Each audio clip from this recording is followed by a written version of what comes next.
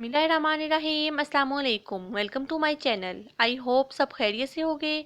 आज मैं बहुत ही मज़ेदार क्रिस्पी डिफरेंट स्टाइल के झटपट पकोड़े बनाने जा रही हूँ, जिसकी रेसिपी बहुत ही आसान है।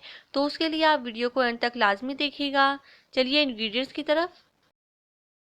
इसके लिए मुझे जिन जिन चीज़ों की ज़रूरत है उसमें शामिल है प्याज दो दरमियाने साइज़ के, साथ में मुझे यहाँ पे चाहिए आलू दो बड़े साइज़ के, और इसमें जाएगी शिमला मिर्च एक दरमियाने साइज़ की।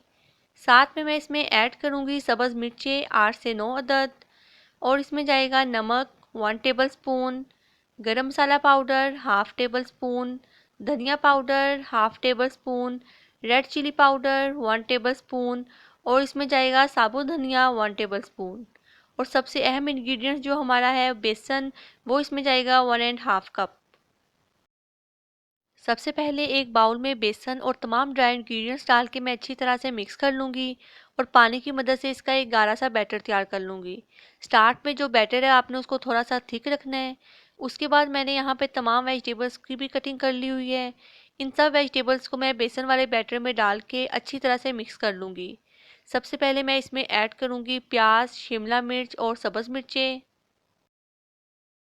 ये सब चीज़ें डालने के बाद साथ ही मैं इसमें ऐड कर दूंगी आलू। आलू डालने के बाद जो हमारा मेन इंग्रेडिएंट्स पकोड़ों का होता है सब्ज़ धनिया, जिसकी वजह से हमारे जो पकोड़े हैं उनका कलर जो है वो बहुत ही मज़े का दिखता है, वो इसमें ऐड करूंगी 5 से 6 टेबल स्पून। इन तमाम चीज़ों को आपने हाथ की मदद से या चम्मच की मदद से अच्छी तरह से मिक्स कर लेना है।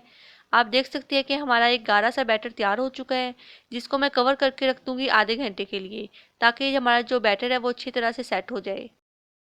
आधे घंटे बाद आप देख सकती हैं कि सब्जियों ने अपना पानी छोड़ दिया है, और पकोड़ों का एक अच्छा सा बैटर तैयार हो चुका है, जो कि ना ही ज़्यादा थिक है और ना ही ज़्यादा पतला है। हमें ऐसा ही बैटर चाहिए था। अब मैं एक कढ़ाई में ऑयल को अच्छे से गर्म करूँगी। जब ऑयल अच्छे से गर्म हो जाए फिर आप इसमें पकोड़ों को डालिएगा।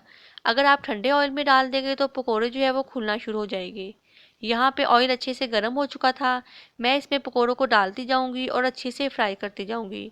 आपने एक साइड को डालने के बाद 2 से 3 मिनट का वेट करना है, फिर आपने इसकी साइड को चेंज करना है। इसी तरह तमाम बैटर को आपने इसमें डालते जाना है और मज़ेदार क्रिस्पी पकोड़ों को फ्राई करते जाना है। यहाँ आपने एक बात का ध्यान रखना है कि फ्लेम जो है उसको मीडियम रखें, ताकि जो हमारे पकोड़े हैं वो बाहर से भी क्रिस्पी हो जाए और अंदर से भी अच्छी तरह से कुक हो जाए। अगर हम इसे हाई फ्लेम पे कुक करेंगे तो वो बाहर से भी अपना कलर जो है वो डार्क ब्राउन कर देंगे और अंदर से भी कच्चे रह जाएंगे। इसी तरह मैंने तमाम पकोड़ों को अच्छे से फ्राई कर लिया था।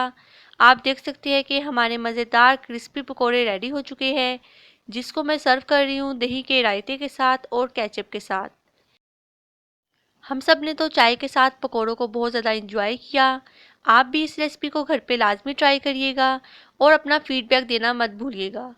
अगर आपको मेरी वीडियोस अच्छी लगती है तो मेरे चैनल को सब्सक्राइब करें, बेल आइकन को प्रेस करें और मेरी वीडियोस को लाइक और शेयर करें, और अपने फ्रेंड्स और फैमिली के साथ भी शेयर करना मत भूलिएगा। मुझे अपनी दुआओं में याद रखिएगा। अपना और अपनी फैमिली का ख्याल रखिए। नेक्स्ट वीडियो तक के लिए अल्लाह हाफिज़।